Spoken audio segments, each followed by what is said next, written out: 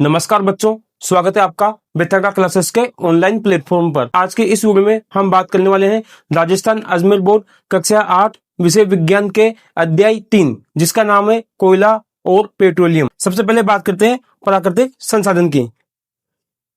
पहले लिखते हैं यहाँ पर अध्याय 3 जिसका नाम है कोयला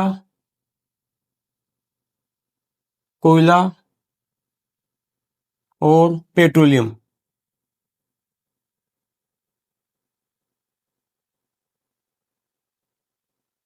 सबसे पहले बात करते हैं प्राकृतिक संसाधन की। प्राकृतिक संसाधन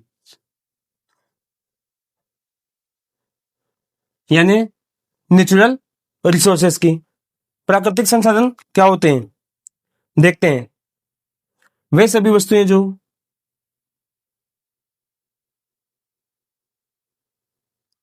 वे सभी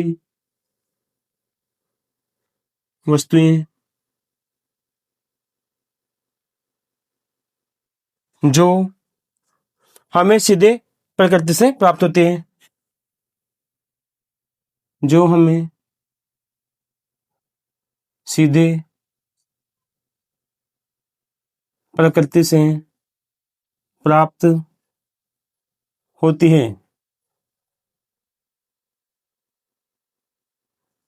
और जिनका उपयोग हम अपने जीवन के लिए करते हैं और जिनका उपयोग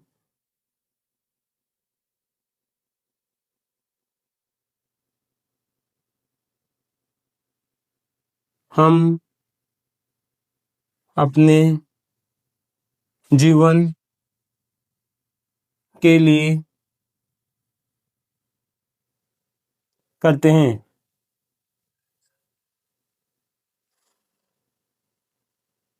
जैसे उदाहरण देखते हैं,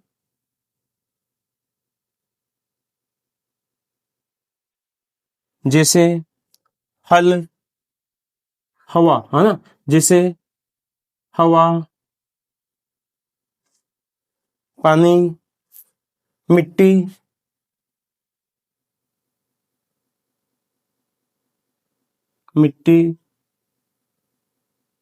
वन, खनिज, सूर्य का प्रकाश,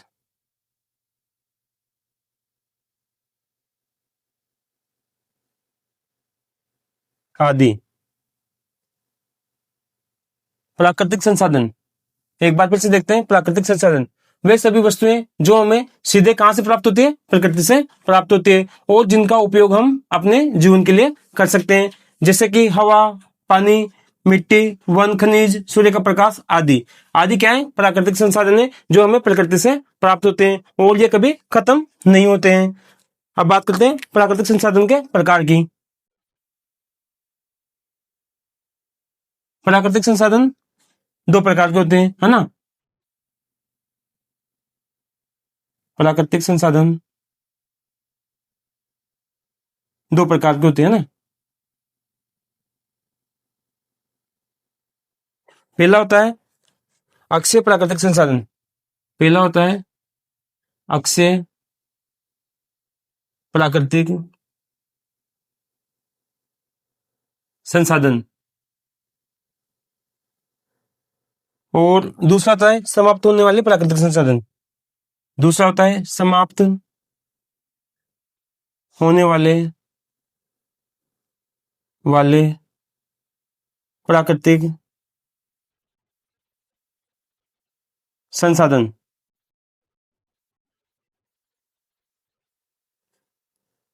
बात करते हैं अक्षय प्राकृतिक संसाधन की, जो बार बार बन सकते हैं, जो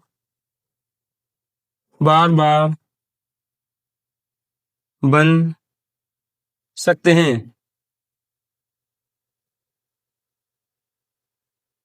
और खत्म नहीं होते हैं, और खत्म नहीं होते हैं,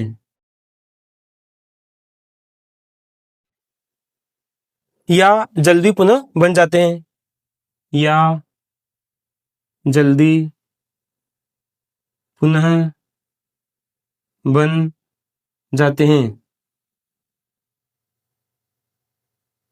जैसे उदाहरण देखते हैं, जैसे सूर्य का प्रकाश, सूर्य का प्रकाश, वायु, जल आदि। अब बात करते हैं समाप्त होने वाले प्राकृतिक संसाधन की, जो एक बार उपयोग होने के बाद जल्दी वापस नहीं बनते। जो एक बार उपयोग होने के बाद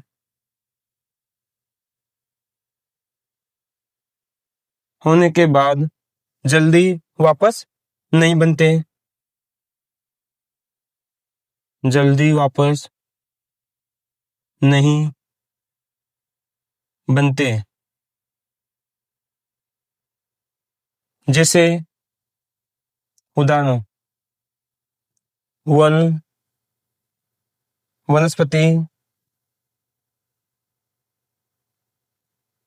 वन, वन्यजीव, खनिज, कोयला,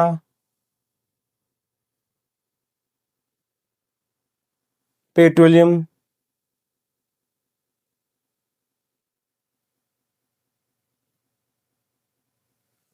प्राकृतिक गैस,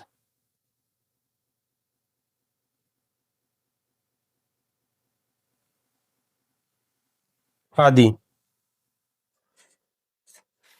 एक बार फिर से देखते हैं प्राकृतिक संसाधन। प्राकृतिक संसाधन होते हैं जो हमें प्रकृति से प्राप्त होते हैं, है ना। जैसे हवा, पानी, मिट्टी, वन, खनिज, सूर्य का प्रकाश आदि। बात करते हैं प्राकृतिक संसाधन के प्रकार की। प्राकृतिक संसाधन कितने प्रकार के होते हैं? दो प्रकार के होते हैं। पहला होता है अक्षय प्राकृतिक संसाधन और दूसरा होता है समाप्त होने वाले प्राकृतिक संसाधन। बात करते हैं अक्षय प्राकृतिक संसाधन की, जो बार बार बन सकते हैं और खत्म नहीं होते या जल्दी पुनः बन जाते हैं। अक्षय प्राकृतिक संसाधन क्या है? जो बार बार बन सकते हैं और खत्म नहीं होते हैं या जल्दी पुनः बन जाते हैं। जैसे उदाहरण देखते हैं, सूर्य का प्रकाश जो कभी खत्म नहीं हो सकता, वायु, जल आदि। ये क्या है? कभी खत्म नहीं होने वाले प्राकृतिक संसाधन है। अब बात करते हैं नंबर 2, समाप्त होने वाले प्राकृतिक संसाधन, जो एक बार उपयोग होने के बाद जल्दी वापस नहीं बनते। जैसे वन, वन्यजीव, खनिज, कोयला, पेट्रोलियम, प्राकृतिक गैस आदि। नेक्स्ट बात करते हैं कोयला यानी कोल की। कोयला जिसे क्या कहते हैं? कोल, COAL, जिसे कोल भी कहते हैं। देखते हैं कोयला को। कोयला क्या है? एक जीवाश्म ईंधन है। कोयला एक जीवाश्म ईंधन है। कोयला क्या है? एक जीवाश्म ईंधन है। जीवाश्म ईंधन किसे कहते हैं? जीवाश्म ईंधन किसे कहते हैं? जीवित पौधों और जानवरों के अवशेषों से बना होना। जीवित पौधों और जानवरों के अवशेषों से बना होना जीवाश्म ईंधन कहलाता है। जो करोड़ों वर्ष पहले, कोयला एक जीवाश्म ईंधन है। कोयला एक जीवाश्म ईंधन है जो करोड़ों वर्ष पहले, जो करोड़ों वर्ष पहले पौधों के अवशेषों से बना है। कोयला देखते हैं, एक बार फिर देखते हैं कोयला यानी कोल। कोयला क्या है? एक जीवाश्म ईंधन है जो करोड़ों वर्ष पहले पौधों के अवशेषों से बना है। अब बात करते हैं कोयला निर्माण की प्रक्रिया। कोयला निर्माण की प्रक्रिया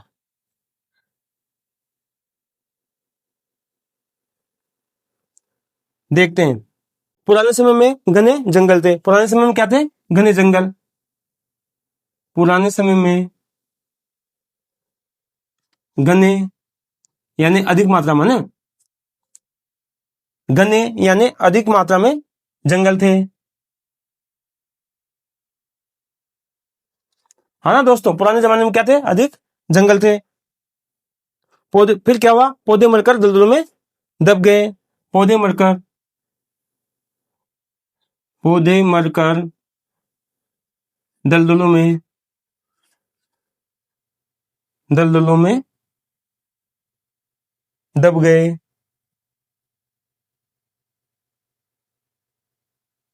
फिर क्या हुआ, मिट्टी की परतों के बीच दबते गए। मिट्टी की परतों के बीच, मिट्टी की परतों के बीच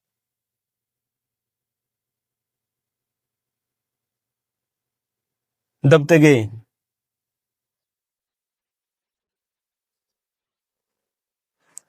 और फिर मिट्टी की परतों के बीच दबते गए। फिर उच्च ताप और दबाव के कारण वे धीरे धीरे कोयले में बदल गए। उच्च ताप,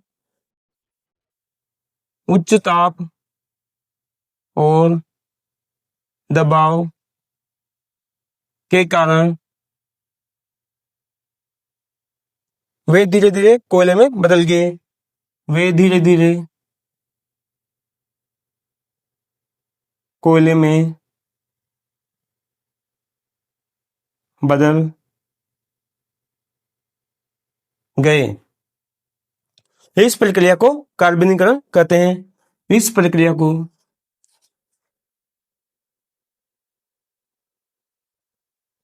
कार्बनीकरण, कार्बनीकरण कहते हैं।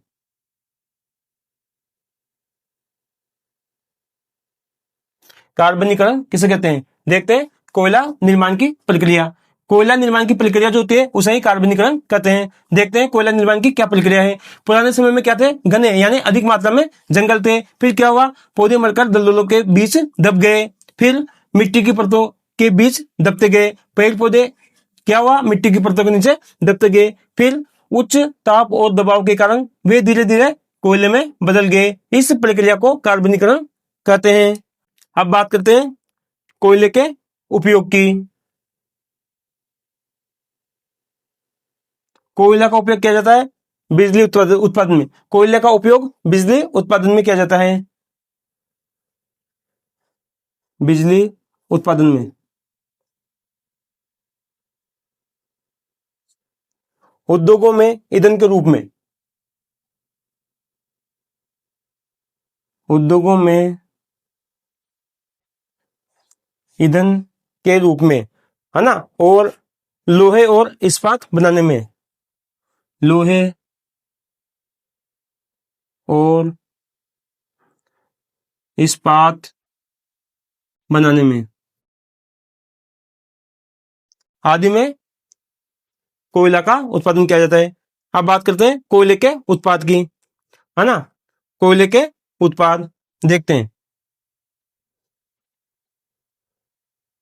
कोयले के उत्पाद यानी कोयले द्वारा कौन कौन से उत्पाद बनते हैं। जैसे पहला है कोक, पहला है कोक। दूसरा है कोलतार। तीसरा है कोयला गैस, कोयला गैस। नेक्स्ट बात करते हैं कोक की। नंबर 1 कोक, ये कोयले से प्राप्त, ये कोयले से प्राप्त एक लगभग, एक लगभग शुद्ध कार्बन वाला, शुद्ध कार्बन वाला ठोस पदार्थ है, ठोस पदार्थ है।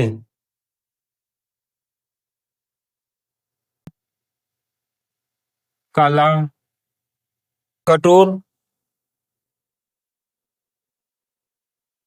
कठोर और छिद्रयुक्त छिद्र युक्त होता है। छिद्र युक्त का मतलब होता है जिसमें छोटे छोटे छेद होते हैं। बात करते हैं इसके उपयोग की। उपयोग, कोक का उपयोग इस्पात बनाने में, इस्पात बनाने में,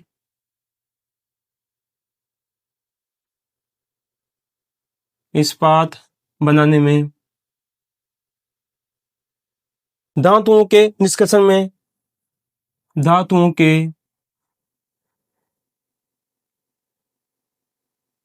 धातुओं के निष्कर्षण में, निष्कर्षण का मतलब होता है किसी पदार्थ को उसके स्रोत से निकालना या अलग करना, है ना। नंबर 3 है ईंधन के रूप में।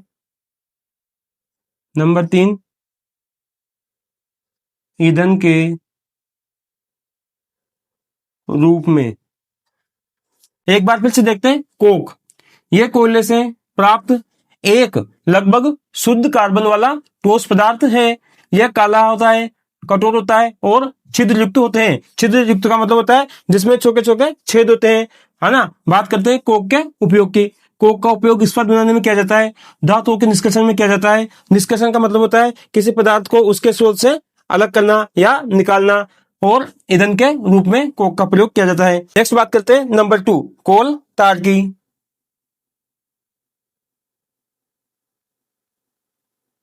कोल तार, कोयले से प्राप्त एक गाढ़ा, यह कोयले से प्राप्त एक गाढ़ा, यह कोयले से प्राप्त एक एक गाढ़ा काला और चिपचिपा द्रव है। काला और चिपचिपा द्रव है।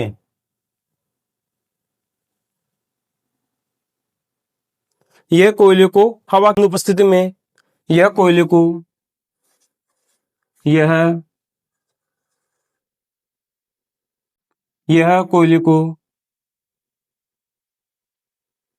कोयले को हवा की, यह कोयले को हवा की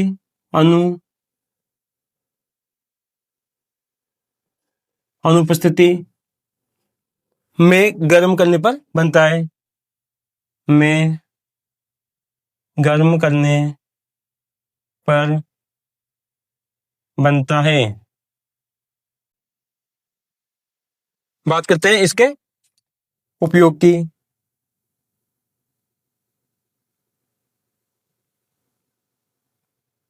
रंग बनाने में, रंग बनाने में, दवाइयां बनाने में, दवाइयां बनाने में,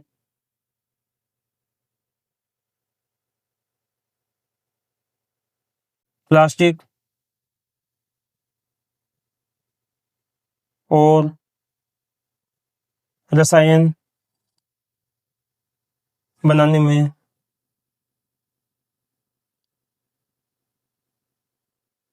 चौथा है कीटनाशक बनाने में,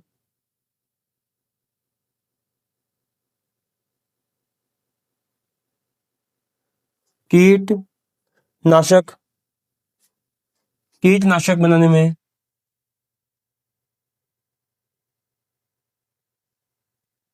पांचवा है सड़क निर्माण में, पांचवा है सड़क निर्माण में। एक बार फिर से बात करते हैं कोल तार की। यह कोयले से प्राप्त एक गाढ़ा काला और चिपचिपा द्रव होता है। यह कोयले को हवा की अनुपस्थिति में, यानी जहां पर हवा उपस्थित नहीं होती, में गर्म करने पर बनता है। कोल तार के उपयोग देखते हैं। रंग बनाने में, दवाइयां बनाने में, प्लास्टिक और रसायन बनाने में, कीटनाशक बनाने में, सड़क निर्माण में आदि में कोल तार का उपयोग किया जाता है। नंबर 3, कोयला गैस की। कोयला, कोयला गैस देखते हैं। यह एक ज्वलनशील गैस है। यह एक ज्वलनशील ज्वलनशील गैस है। कोयला गैस यह क्या है? एक ज्वलनशील गैस है जो कोयले को हवा की अनुपस्थिति में जो कोयले को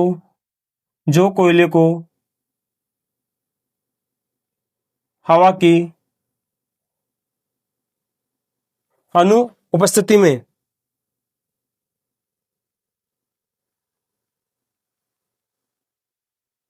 अनुपस्थिति में गर्म करने पर प्राप्त होती है। गर्म करने पर प्राप्त होती है।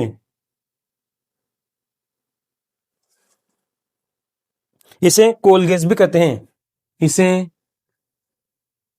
कोल गैस कोल गैस भी कहते हैं। बात करते हैं इसके उपयोग की।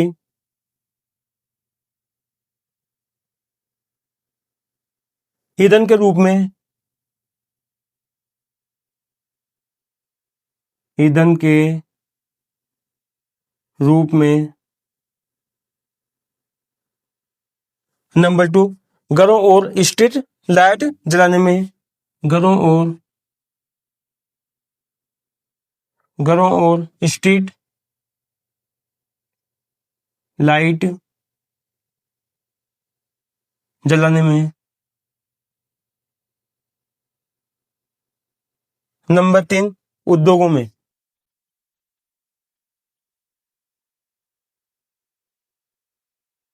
उद्योगों में देखते हैं, एक बार फिर से देखते हैं। कोयला गैस यह एक ज्वलनशील यानी जलने वाली गैस है जो कोयले को हवा की अनुपस्थिति में गर्म करने पर प्राप्त होती है। इसे कोल गैस भी कहते हैं। कोयला गैस या कोल गैस दोनों एक ही होते हैं, कंफ्यूज नहीं होना है। एग्जाम में पूछा जाता है क्वेश्चन कि कोयला गैस किसे कहते हैं या कोल गैस किसे कहते हैं, दोनों एक ही हैं। एग्जाम में कंफ्यूज नहीं होना है। बात करते हैं कोयला गैस के उपयोग की। इसका उपयोग ईंधन के रूप में किया जाता है, घरों और स्ट्रीट लाइट जलाने में किया जाता है और उद्योगों में किया जाता है। बात करते हैं पेट्रोलियम की।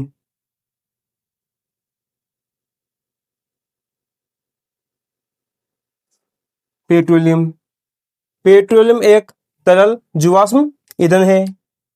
पेट्रोलियम पेट्रोलियम एक तरल जीवाश्म ईंधन है जिसे कच्चा तेल भी कहते हैं। जिसे कच्चा तेल भी कहते हैं।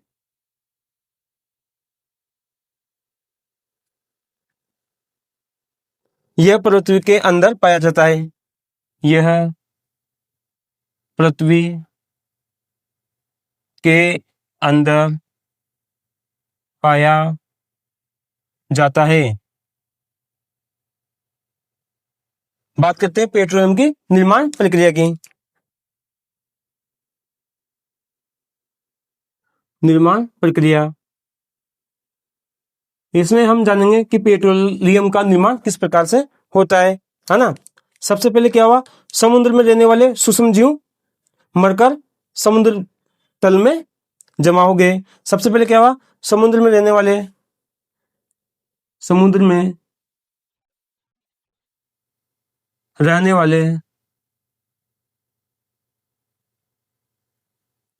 सूक्ष्म जीव मरकर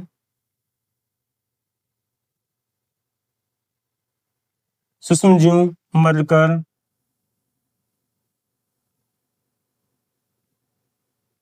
समुद्र तल में जमा हो गए।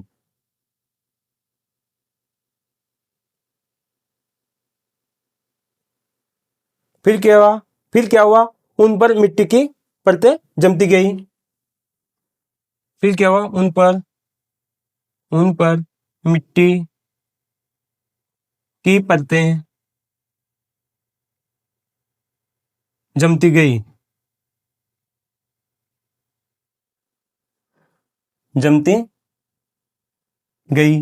फिर लाखों वर्षों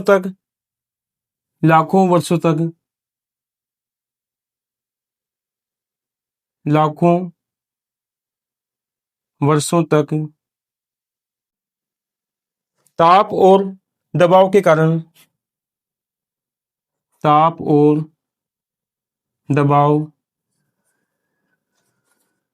कारण वे पेट्रोलियम में बदल गए।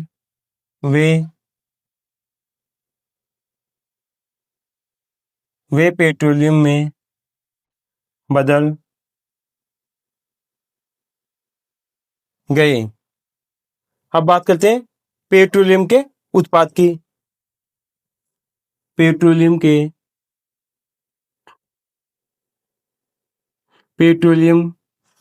के उत्पाद यानी पेट्रोलियम के द्वारा कौन कौन से उत्पाद बनाए जाते हैं, जैसे एलपीजी गैस है ना, जो रसोई गैस में काम आती है। जैसे एलपीजी जो रसोई गैस में काम आती है। पेट्रोल, डीजल, केरोसिन,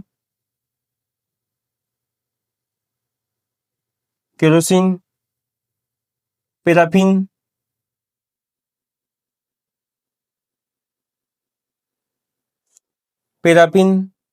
और बिटुमेन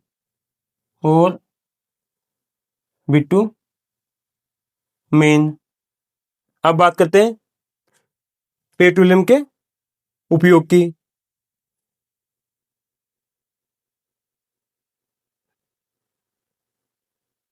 वाहनों में ईंधन के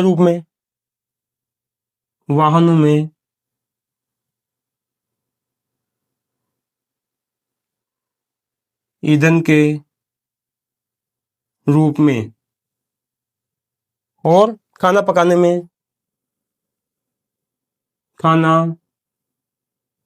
में उद्योगों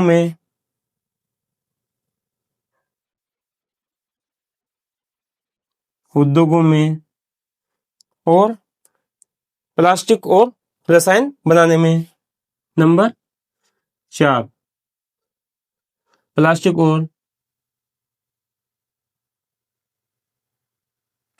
और रसायन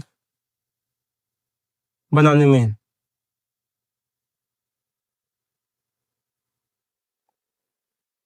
देखते हैं पेट्रोलियम क्या है? एक तरल जीवाश्म ईंधन है जिसे कच्चा तेल भी कहते हैं।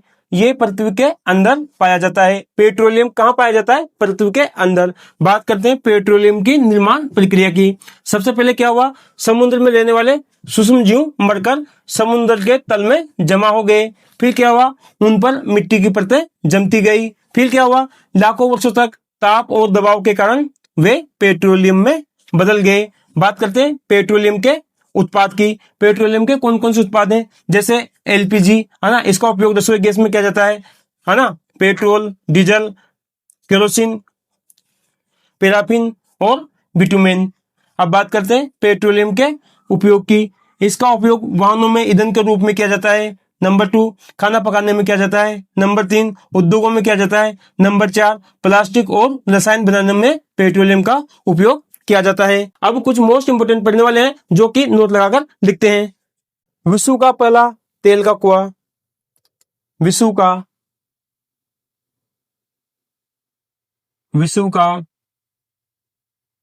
पहला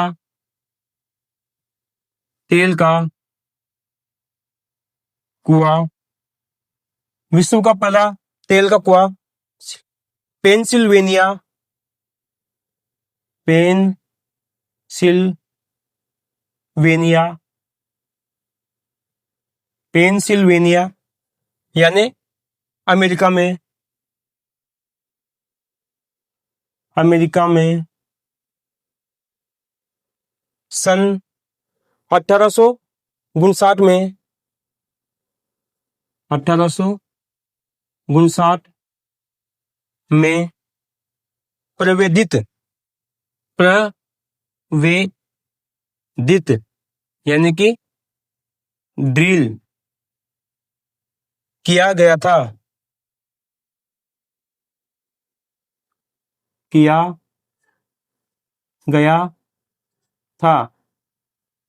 प्रवेदित यानी ड्रिल का मतलब होता है खोदना। विश्व का पहला तेल का कुआं पेंसिल्वेनिया यानी अमेरिका में सन 1859 में खोदा गया था। 8 वर्ष बाद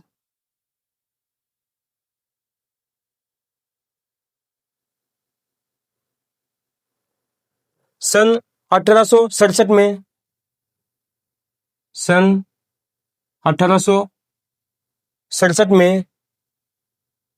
असम के माकूम नामक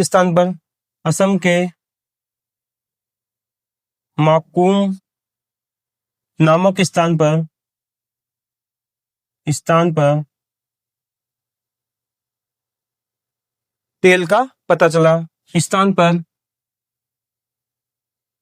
का पता चला।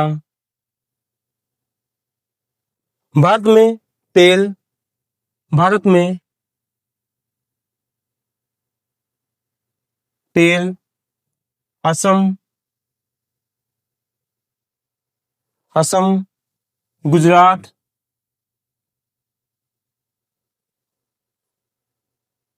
बॉम्बे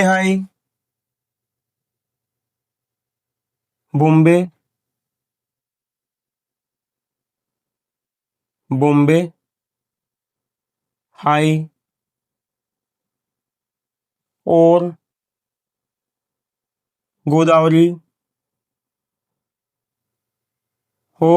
गोदावरी तथा कृष्णा नदियों के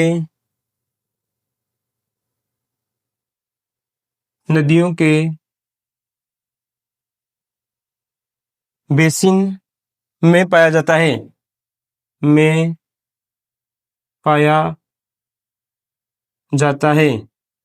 बेसिन का मतलब होता है गोदावरी तथा कृष्णा नदियों के बेसिन का मतलब होता है आसपास पाया जाता है। एक बार फिर से देखते हैं।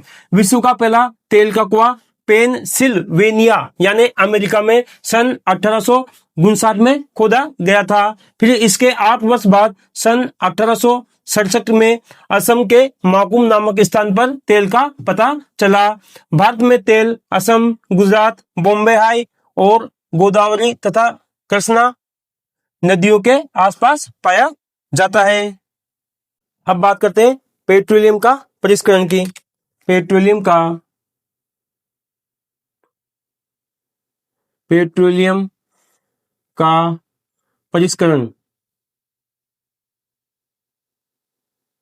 परिष्करण का मतलब होता है किसी कच्चे पदार्थ को शुद्ध और उपयोगी रूप में बदलना। पेट्रोलियम का परिष्करण वह प्रक्रिया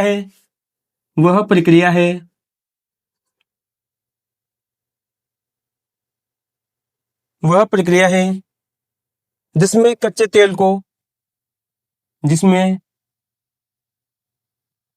कच्चे तेल को अलग अलग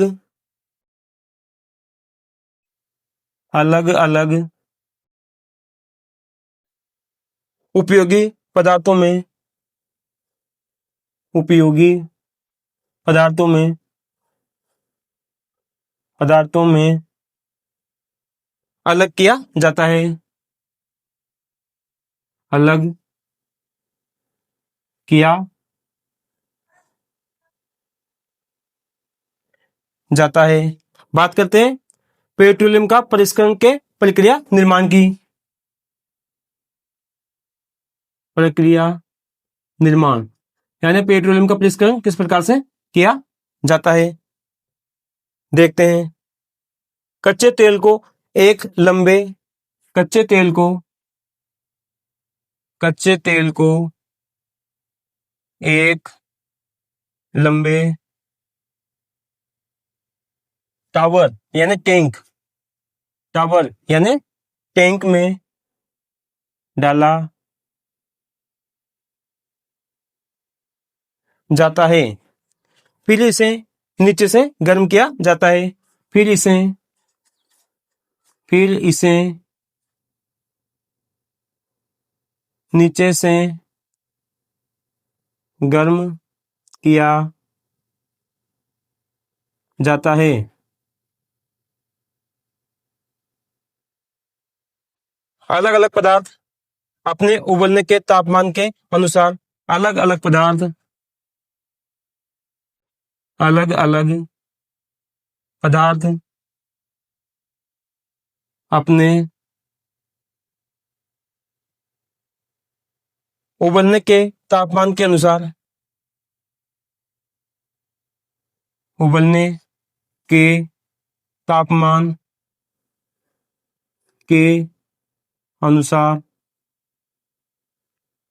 तापमान के अनुसार अलग हो जाते हैं,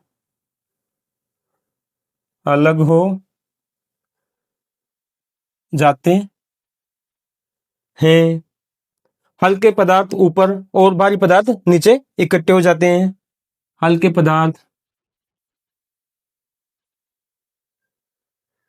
पदार्थ ऊपर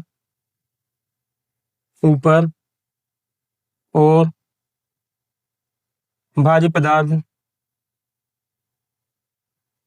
नीचे इकट्ठे हो जाते हैं।